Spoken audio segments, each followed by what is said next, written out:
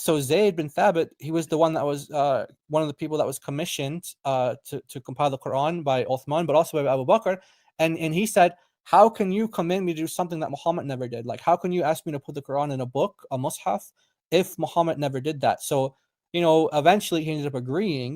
But the point is that this is why they wrote down the Quran, because many people were forgetting it. It wasn't the case that everybody had it memorized. No. Otherwise, not everybody, but a lot of people. No, not enough for it to be preserved, because as the quote that we just told you is, it has been preserved. People were saying much of the Quran, a lot of the Quran, dhahab, means it's gone, finished. So we actually have. They meant that a large part of the Quran has died. Yeah, فيذهب قرآن كثير. That's Abu Bakr. Abu Bakr was saying, look, يوم اليمامة. It says إن القتل قد استحر يوم اليمامة بقراء القرآن, which means slaughter has taken many of the Qur'an of the Quran, the readers of the Quran on the day of Yamama.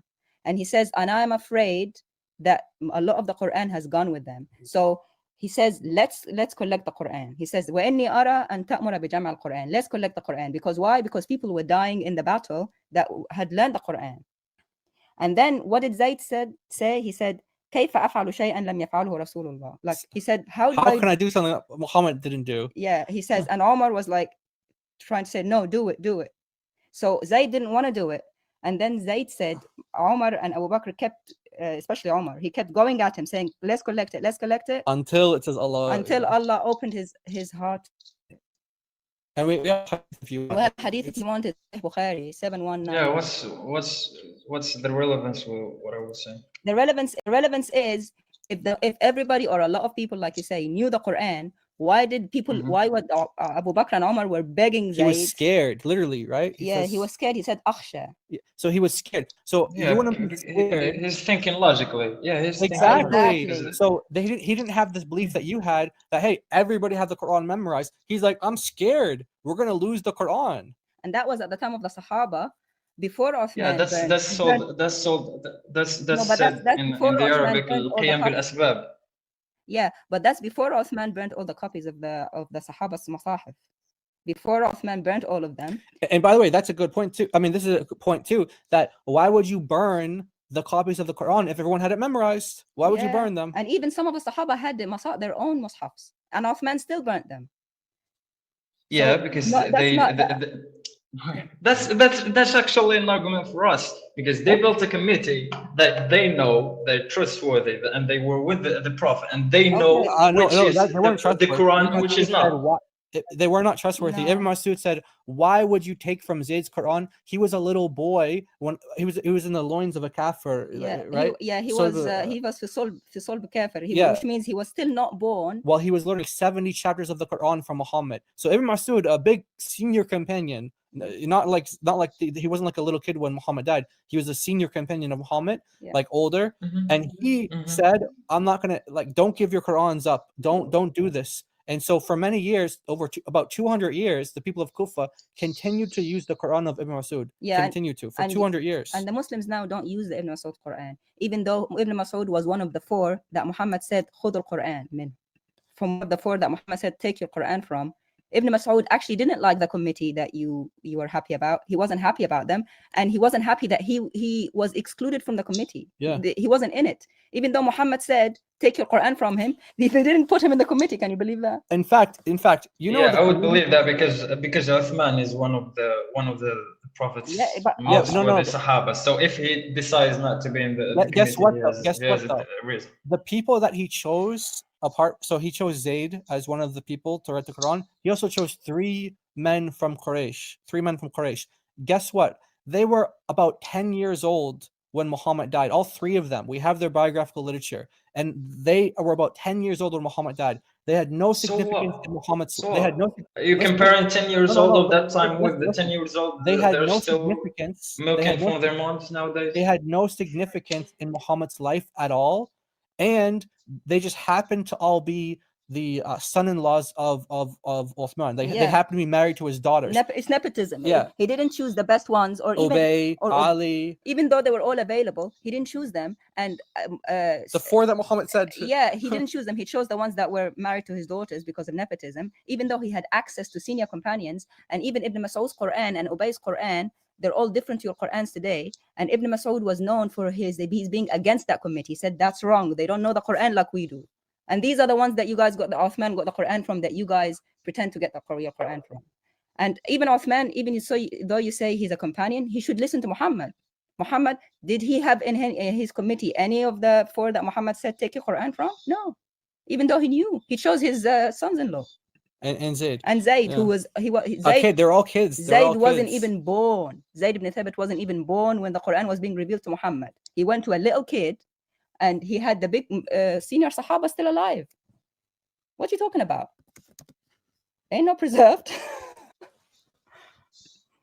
All right. You're not making a point, to be honest. You're not making. Okay, let's ask the chat. Are we making a point, you guys, or is Muhammad making a point? No, I'm not. You are the guys who are making a claim, but it's not really a good point, because I would. It's not. It comes to a little bit. I'm not very, let's say, familiar with all the what you're saying. Take the book. خذ القرآن من. Okay, shall we give you that? Shall we? No problem. I'm just saying that. I'm just saying that. We get this a lot. If you're not familiar, how can you argue with us? I'm not arguing. I'm not arguing with that. Since I have no knowledge, I'm not saying you're lying either. I'm not saying. I'm just saying you're not making any sense. Absolutely not. Let's just put this up on the screen real quick, Life. Okay, let's put this. خذ القرآن من أربعة. Just so we just be nice to you, even though you don't take anything from us. Take it from your Muhammad then. Okay, so there you go. So we didn't make this up. Okay, you can see, you know Arabic. So there's the Arabic. English is on the other side. Yeah. Let's see these four people, if they were in the committee or not. Because we can show that hadith next. We actually have the names of all of them. And they happen to be the sons-in-laws of Uthman. So yeah. All right. So remember those names. You have enough time to memorize those names. We're gonna get the other hadith up, just real quick, once we get this situated here. And then it's in Al-Bukhari, Sunnah.com, Bukhari. Actually, I mean, we have the names here. There's, apart from Zayd, there's Sa'id ibn al-As, there's Abdurrahman ibn al-Harith ibn Hisham, and there's Abdullah ibn Zubayr. And then Zayd. None of those. And there's Zayd ibn Thabit. He took four that are not what the Muhammad said. And even though he had access to at least Ubay ibn Ka'b at the time, and Mu'ayyad actually. So, like, I know, and I'm not even a Muslim, that I would have taken the four that the Prophet said to take. Yeah, that was gonna be my next question, to be honest. What? What are you? Like, what was gonna be your question? I used to follow this nonsense, and now I follow the Lord Jesus Christ, who's alive now, not dead. Oh, for real? You find more sense in the Bible than the Quran? Let's leave what's on the screen and divert. Yeah, I know the Dawah script better than you do, because I used to be in it. Let's divert. May God guide you into the truth. I'm not disrespecting any religion. I just. Yeah, you disrespected the Bible when you first came. Why I disrespected? Okay, you are disrespecting then the Quran by saying they were fabrications. Just pointed a claim that they were fabrications. Can you tell us why? I never disrespect the Bible. Can you tell us why those four were not in your great committee? I have zero idea. But those four being excluded from the committee had. So what? Uthman had another view that maybe the other ones had memorized the Quran. He had a better view than Muhammad. Well, because let's say not. He just said Muhammad, because basically, I said yeah. Okay, yeah, you can clip that. You do whatever you do. I just said no, but you're timing the yeah with her question. Yeah, that's what you do. But what I was trying to say, that you said that these four were not even born at the time of Muhammad, so probably Muhammad. No, we didn't say they were born. No, they didn't. We said the one that 9 years old, They were 10 like years old. tiny. Zayd was actually not born, but the rest were like chill, like yeah, like, that's what I'm saying. they were So like even the Aisha's prophet age. didn't know them. So probably Uthman, since they grew up at the time of Uthman instead of the prophet, so Uthman looked that they are a better memorized or something. There must be a logical explanation since they're a time zone. Okay, what's the logic? There must be, but we don't know it. We don't know. Yeah, I just want to because there are people in the watching for whom this is quite a bit of new information. So let me just break it down. Very simple terms. Everyone who's watching, Muhammad, the guy who's receiving these revelations that are in your Quran, Muhammad told his followers who the best, most knowledgeable people about what the Quran is supposed to be are. He gave a list of people, and it's right there in front of you. He said, hey, you want to learn the Quran? You want to learn the Quran? Go to these 4 people: Ibn Masud, Ubay ibn Ka'b, Mu'adh bin Jabal, and Salam, the freed slave of Abu Hudhaifa. So he says, hey, learn the Quran from these 4 people. So according to Muhammad, who are the best people to learn the Quran from? These guys. Can you learn the Quran from other people and learn parts of the Quran? Sure. These are his top experts in the Quran. He says, you want to learn the Quran from anyone? Learn it from these guys. All right. Then later on, after a bunch of people who have parts of the Quran memorized die in battle, and Muslims realize, wait, we need to put this book into a physical form so that we don't keep losing more. You had that, and then even after that, people are making their own Qurans, and you end up with all these different recitations of the Quran, and people are worried during the time of the Caliph Uthman that all these differences in the way they're reciting the Quran are going to start causing Muslims to fight over the Quran. And so they say, we need an official version here. So Uthman orders everyone to hand over their Qurans, and he puts together a committee of people to decide what the official version of the Quran is, right? So he puts together a committee. Here's the committee. These are the experts in the Quran who are going to decide what the official version of the Quran is. What does he do? He gets completely different people from the ones that Muhammad said learn the Quran from. So Muhammad said learn the Quran from these guys. Uthman doesn't go to any of those guys. He goes to completely different guys. And what Giant Dios here pointing out is these guys were basically kids during the time of Muhammad. They're kids. So you have the experts in the Quran who are experts in the Quran, according to Muhammad, who are actually there while he's receiving the revelations. They're memorizing and so on.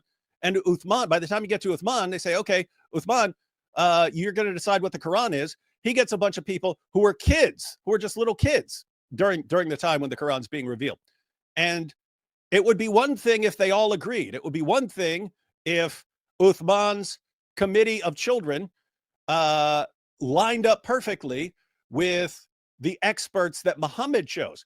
They didn't. The people that Muhammad chose lost their minds about this new Quran that was being. And I'll just quote, this is from Jamia Tirmidhi. Jamia Tirmidhi, anyone can look it up, 3104. Ibn Masud. So look at the list of names there. Ibn Masud. Muhammad mentions Ibn Masud as his top guy. Here's what Ibn Masud said when Zayd ibn Thabit's Quran was put out by Uthman. Here's what he says. He says, "Oh, you Muslim people." This is Muhammad's top expert in the Quran.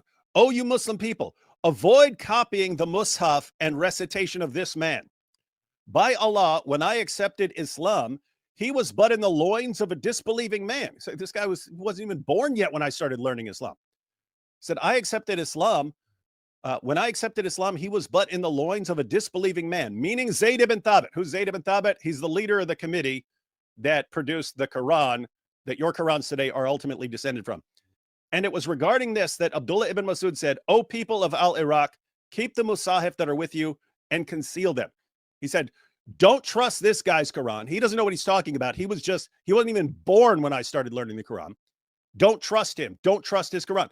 Does that sound like someone who agreed with the Quran that was put out during this time? No, it sounds like he's saying that Quran is wrong and I've got the correct Quran. So when they come to burn your Qurans to cover up the differences, do not hand over your Qurans. We've got the true Quran. They've got some weird new thing made by kids. And that's the Quran that Muslims think is the accurate Quran. But guys, I don't know how this is so difficult to understand. Either Muhammad knew who the most knowledgeable people were when it came to the Quran, or he didn't. If he knew the people who are most knowledgeable about the Quran, guess what? Those are the people who condemned your Quran that you use today. They condemn it. They said, this is a Quran put together by little kids. What are you doing? These kids, they don't know it. They don't know anything about these revelations. We were there. They weren't. They were kids, or they weren't even born yet. That's what Muhammad's experts in the Quran said. So either Muhammad knows what he's talking about when he's choosing his people who are knowledgeable about the Quran, or he doesn't.